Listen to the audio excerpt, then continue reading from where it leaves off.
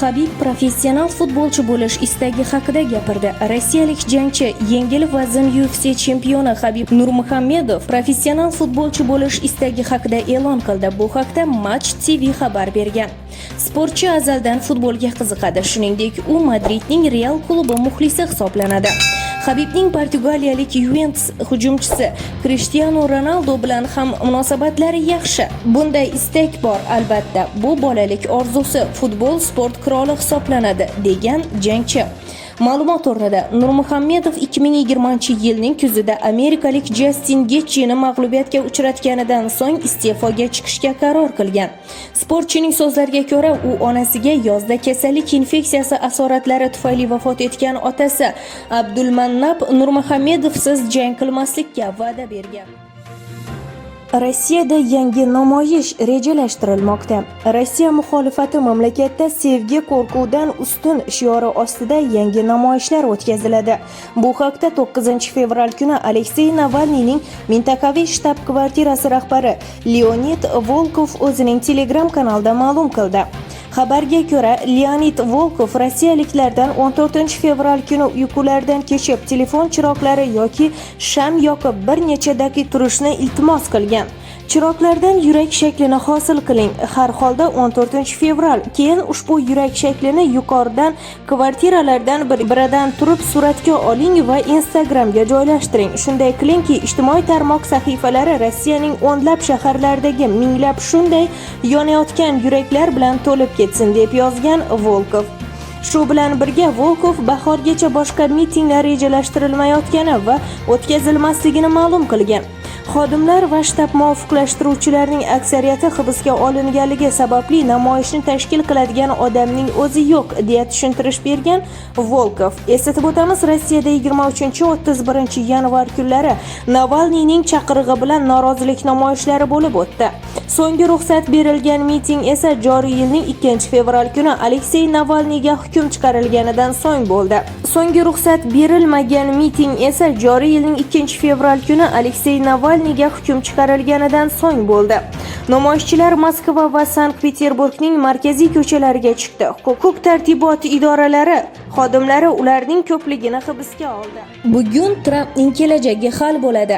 AQSh senatidagi demokratlar va respublikachilar rahbarlari Chak Shumer va Mitch McConnell Amerika Qo'shma Shtatlarining sobiq prezidenti Donald Trampning impichment protsedurasi qoidalari to'g'risida kelishib oldi. Bu haqda Shumer qonun chiqaruvchi organlardagi nutqi paytida aytib o'tgan. Jarayon kelishuvlarga muvofiq 9-fevral kuni boshlanadi. Avval AQShning sobiq rahbariga nisbatan impichment tarkibining konstitutsiyaga muvofiqligi to'g'risida 4 soatlik bahs-munozaralari bo'lib o'tadi.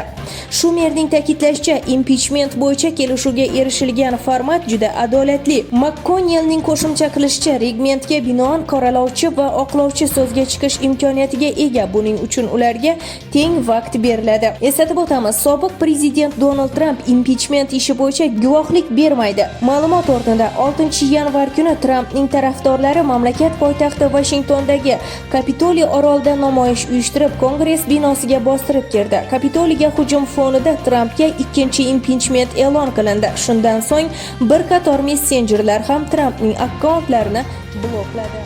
Bayden nega birinchi bo'lib Putinga qo'ng'iroq qilganini tushuntirdi. AQSh prezidenti Jo Baydenning vakili Jen Psaki AQSh prezidenti nima uchun rossiyalik hamkasbi Vladimir Putinga boshqa dunyo rahbarlaridan oldinroq qo'ng'iroq qilganini tushuntirdi.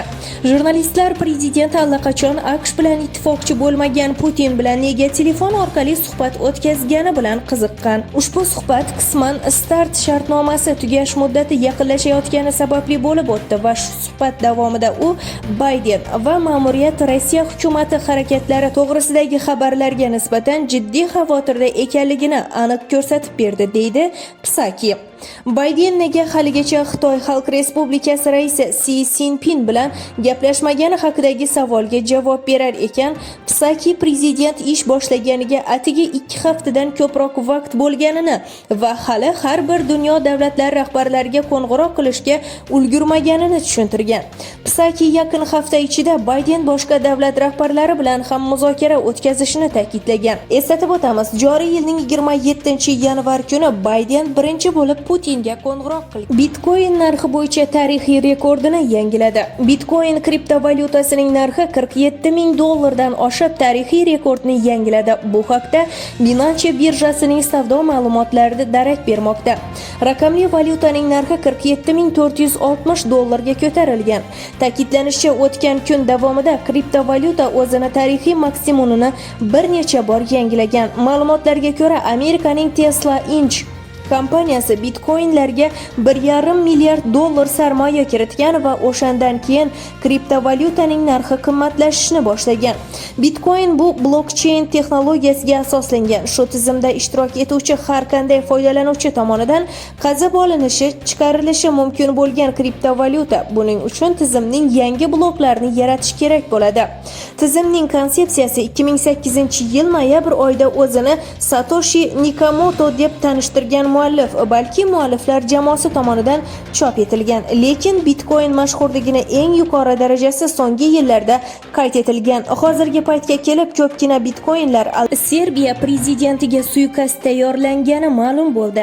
Serbiya politsiyasida mamlakat prezidenti Aleksandr Vuchichga suiqasd tayyorlanayotgani to'g'risida tezkor ma'lumot mavjud. Suiqasd Belgradda 27-yanvar O'rta asr Serbiya davlat asoschisi Stefan Neman yodgorligi ochilgan kuni sodir bo'lishi mumkin edi. Bu haqda Serbiya jinoiy politsiya bo'limi boshlig'i Bogdan Pushich ma'lum qilgan. Unga ko'ra, Belgraddagi yodgorlikning ochilish marosimida uning hayotiga suiqasd qilishga urinishlari sababli 850 dan ortiq maxsus kuchlar davlat rahbarini himoya qilish uchun qatnashgan. Joriy yilning 4-fevral kuni Serbiya huquqni muhofaza qilish organlari xodimlari maxsus operatsiya davomida Belgradda uyushgan jinoiy guruhning 17 ta a'zosini hibsga olgan. Uyushgan jinoiy guruh futbol muxlislari guruhi sifatida niqoblangan. Shuning uchun hibsga olishlar va tintuvlar Partizan va Rijeka Mitich stadionlarida bo'lib o'tgan. Mamlakat Ichki ishlar vazirligining xabar berishicha, guruhga tegishli kvartiralardan 2 ta snayper miltig'i topilgan. Hibsga olinganlar qotillik, odam o'g'irlash, tovlamachilik va giyohvand moddalar savdosida ayblanmoqda. Shu bilan birga hibsga olinganlarning Vuchichga qilingan suiqasdga aloqadorligi to'g'risida aniq tasdiqlangan ma'lumotlar hali e'lon qilinmagan. Ayni paytda tergov harakatlari olib borilmoqda. Aleksandr Vuchich o'tgan yilning 20-oktyabrdagi xalqqa maxsus murojaatida mafiyaga qarshi urush e'lon qilgandi. Keyinchalik Serbiya prezidenti jinoyatchilar davlatni mag'lub eta olmasligini ta'kidladi. Gazimiz 3 ta O'zbekistonni boqa oladi. Alisher Sultonov. O'zbekistonda energiya resurslari tejab ishlatilsa, mamlakat hozirgi imkoniyati bilan 3 barobar yuqori talabni ham qondira oladi. Bu haqda energetika vaziri Alisher Sultonov Amerika ovoziga bergan intervyusida aytib o'tdi. Vazirning so'zlariga ko'ra, Turkiyadan kelgan kompaniya rahbari bosh vazir Abdulla Aripov bilan uchrashuvda mamlakat 95 million aholisi va butun iqtisodiy tuzilmasini gaz bilan ta'minlashi uchun yiliga 45 milliard kub metr gaz sarflanishini aytib, O'zbekistonda bu borada muammolar borligini qayd etgan. Turkiya davlatida ishlab chiqarish sanoat rivojlangan, bularning barchasi energiya resurslarini talab qiladi. Bizning aholimiz 95 million. Ularning ham yashashi yaxshi. Hech kim qishda sovuqda o'tirmaydi. Biz 95 million aholi va rivojlangan sanoat bilan yillik 45 milliard kub metr gaz iste'mol qilsak, O'zbekiston 35 million aholi bilan 45 milliard kub metr gaz iste'mol qilmoqda, deya turk tadbirkorning so'zlarini keltirgan Sultonov. Vazir so'zida davom etib, mamlakatda aholiga nega gaz yetmayapti degan savolga javob bergan va tejamkorlikning ahamiyatini tushuntirib o'tgan. Bizning gazimiz 3 ta O'zbekistonni boqa oladi. Shuning uchun energiya samaradorligi bizning asosiy shiorimiz bo'lishi kerak.